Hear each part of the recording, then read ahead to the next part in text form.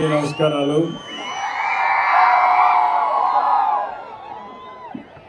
ఈరోజు మనం అందరం కూడా ఒక మంచి కార్యక్రమం గణేష్ సేవా సమితి, అది కూడా డూండి గణేష్ సేవా సమితి అయితే ఒక బ్రహ్మాండమైన వినాయకుడిని వినూత్నంగా తయారు చేశారు. కమిటీ మెంబర్స్ 9 మంది ఉన్నారు. 9 మందిని పేరు పేరున మనస్ఫూర్తిగా అభినందిస్తున్నా. ఇక్కడికి వచ్చిన మీ అందరికి కూడా వినాయక చవితి శుభాకాంక్షలు. మనం అందరం వినాయక చవితి జరుపుకుంటాం. నాకు చిన్నప్పటి నుంచి కూడా వినాయక చవితి జరుపుకోవడం అలవాటే కాదు, నేను మీ మాదిరిగానే చిన్నప్పుడు వినాయక చవితి అంటే ఒక పెద్ద పండుగగా, దానికి ఇప్పుడు ఏదైతే డూండి గణేష్ సేవా సమితి ఎట్లా నిర్వహిస్తున్నారో ఇదే పందాలు మేము కూడా నిర్వహించేవాళ్ళం అని చెప్పి మరొకసారి మీ అందరికీ విజ్ఞప్తి చేస్తున్నా. ఈరోజు మనందరికి కూడా సుఖ సంతోషాలతో ఆనందంగా ఉండాలంటే మనం చేసే పనికి ఎలాంటి విఘ్నాలు ఉండకూడదు అనుకుంటే అవన్నీ తొలగించే శక్తి ఒకే ఒక వ్యక్తికి, ఒక శక్తికి, వినాయకుడికి మాత్రమే ఉన్నాయని చెప్పి మరొకసారి మీ అందరికీ విజ్ఞప్తి చేస్తున్నా. చిన్న పిల్లలకు బాగా చదువు రావాలంటే పుస్తకాలు తీసుకెళ్ళి వినాయకుడి దగ్గర పెట్టి పూజ చేసి అక్కడి నుంచి పిల్లలు బాగా చదువుకునే పరిస్థితి వస్తుంది. ఈరోజు ఈ యొక్క వినాయకుడికి పూజ చేశాం. మనస్ఫూర్తిగా కోరుకున్నాను, భవిష్యత్తులో ఆంధ్రప్రదేశ్ రాష్ట్రానికి ఏ ఇబ్బందులన్నీ తొలగిపోయి ఎలాంటి బాధలు లేకుండా మీరందరూ కూడా సుఖ సంతోషాలతో ఉండాలని వినాయకుడిని ఏడుకున్నాను. తప్పకుండా ఆశీర్వదిస్తాడని చెప్పి నేను ఆశిస్తున్నాను. భారతదేశంలో మనందరికీ ఒక సాంప్రదాయం, ఒక్కొక్క మతానికి సంబంధించిన వాళ్ళు కొన్ని పండుగలు చేసుకుంటాం. కానీ ఈరోజు దేశం మొత్తం పెద్ద ఎత్తుతో జరుపుకునే పండుగ వినాయక పండుగ. గణపతి ఉత్సవాలైతే ఎవరెవరు ఏ విధంగా చేసుకోవాలంటే ఆ విధంగా చేసుకుంటూ ప్రతి వాడలో, ప్రతి గల్లీలో, ప్రతి టౌన్లో జరిగే అతిపెద్ద పండుగ ఈ గణేష్ పండుగ అని చెప్పి కూడా మీ అందరికీ తెలియజేస్తున్నా. అయితే ఈ సందర్భంగా ఈరోజు మీరు ఇక్కడ చూస్తే ఈసారి వినాయక చవితికి ఒక ప్రత్యేకత ఉంది. ప్రతి సంవత్సరం మీరు కానీ గణేష్ పండుగ చేసుకోవాలంటే ఒక మైక్ పెట్టుకోవాలి. మైక్ పెట్టుకోవాలంటే పర్మిషన్ కావాలి. మీరు కరెంటు తీసుకోవాలి, కరెంటు కూడా మళ్ళీ బిల్లు కట్టాలి, పర్మిషన్ తీసుకోవాలి. ఈసారి మొట్టమొదటిసారి చరిత్రలో ఎలాంటి పర్మిషన్ అవసరం లేకుండా మీరు గణేష్ ఉత్సవాలు చేసుకోవాలంటే ఇక్కడ ఏర్పాటు చేసిన దానికి అన్నిటి కూడా కరెంటు ఉచితంగా ఇచ్చామంటే అది మీ మీద ఉండే ప్రేమ. ఇంత మునుపు గణేష్ ఉత్సవాలు జరుపుకోవాలంటే అనేక విఘ్నాలు అన్ని విధాలా ప్రతిఘటించి మీరు జరుపుకునే పరిస్థితి.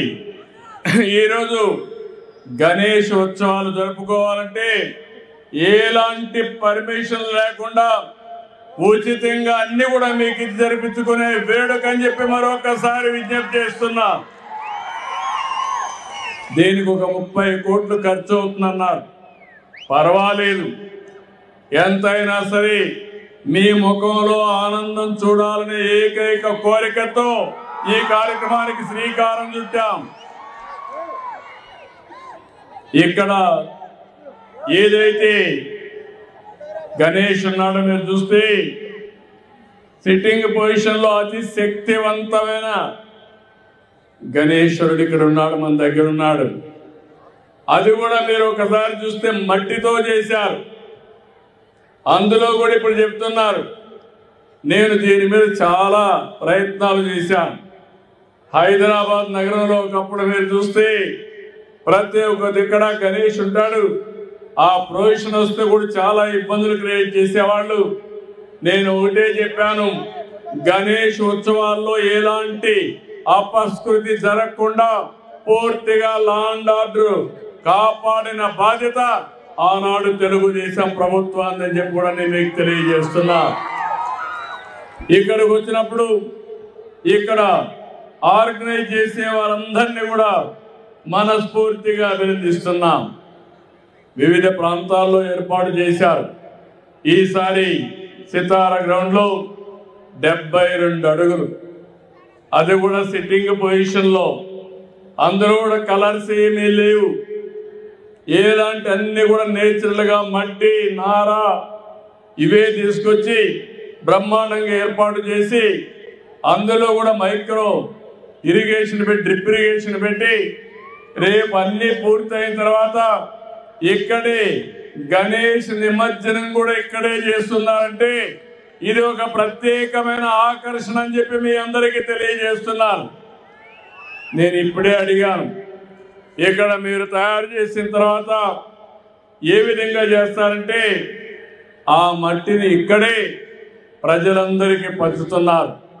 ఒక పవిత్రమైన మట్టిని మీరు తీసుకెళ్ళి మీ ఇంట్లో పూల తోటలు కానీ వ్యవసాయ పొలాల్లో కానీ భక్తి భావంతో చేసుకుంటే ఇప్పుడు వచ్చే దిగుబడి కంటే 4 రెట్లు ఎక్కువ వచ్చే అవకాశం ఉంటుంది.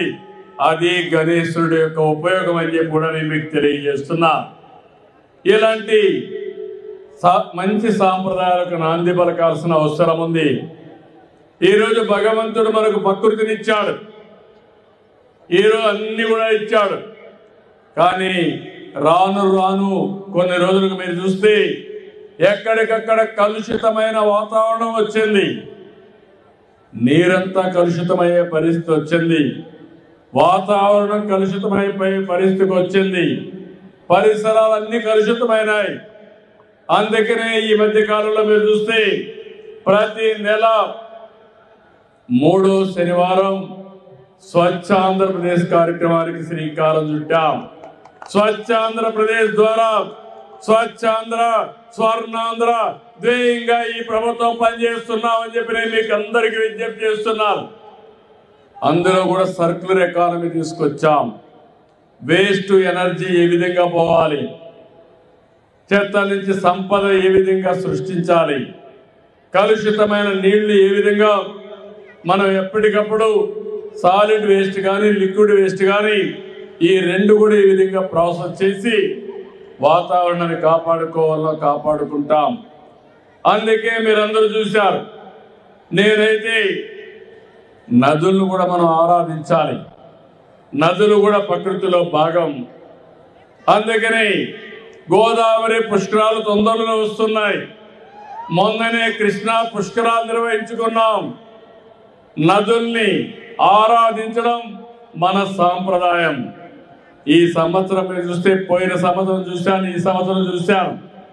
వర్షాలు ఎక్కువగా పడ్డాయి. పోయిన సంవత్సరం నేను బాధపడ్డాను. ఈ రోజంతా తిరిగాను, ప్రొక్లైన్ పైన కూడా తిరిగి మిమ్మల్ని అందరినీ ఆదుకున్న విషయం బుడమేరు వరదని సమర్థవంతంగా ఎదుర్కొని మళ్ళీ పునరావాసం కల్పించిన పార్టీ.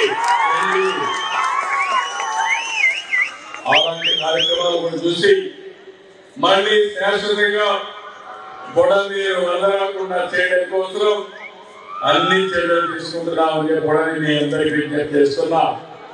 ఈ సంవత్సరం అయితే ఇప్పటికే 1500 టీఎంసీ నీళ్లు గోదావరి ద్వారా సముద్రంలోకి పోయినాయి.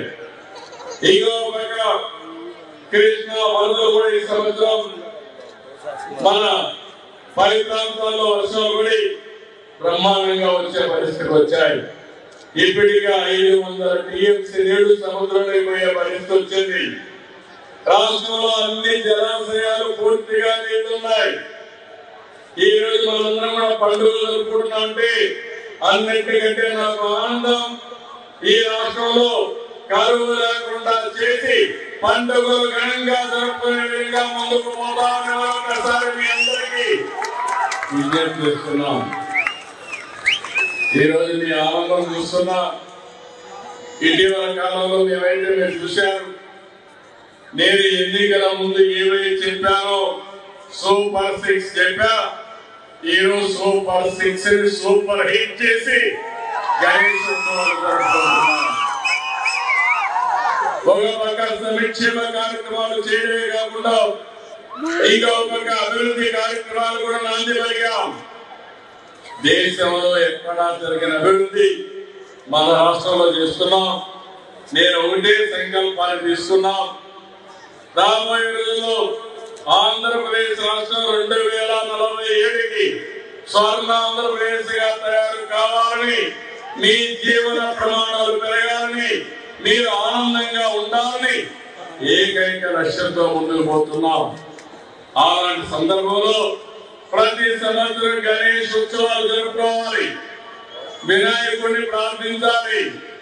ఎలాంటి అవరోధం లేకుండా, విఘ్నాలు లేకుండా విఘ్నేశ్వరుడు మనల్ని కాపాడాలని, మనల్ని ఆశీర్వదించాలని మరొకసారి కోరుకుంటూ ఈ కార్యక్రమానికి వచ్చిన మిమ్మల్ని అందరినీ పేరు పేరున మనస్ఫూర్తిగా అభినందిస్తూ అందరికీ ధన్యవాదాలు. జై హింద్.